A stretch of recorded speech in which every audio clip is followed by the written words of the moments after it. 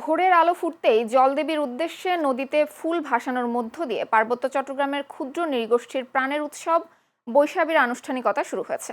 বর্ষবিদায় ও নববর্ষ বরণ উপলক্ষে 3 দিন ব্যাপী এই বর্ণিল উৎসবের মূল আয়োজন চলছে পাহাড় জুড়ে।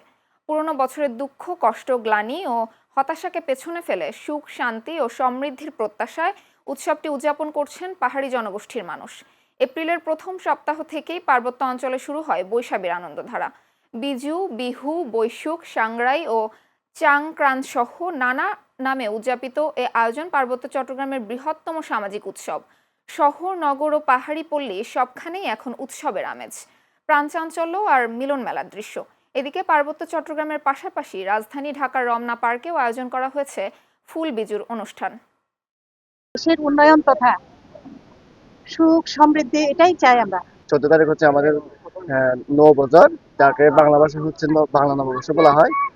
প্রত্যাশা থাকবে হচ্ছে আমরা যাতে এই বাংলাদেশে অথবা সারা বিশ্বে জাতি ধর্ম বর্ণ নির্বিশেষে যাতে সকলে একসাথে মিলেমিশে বসবাস করতে পারি।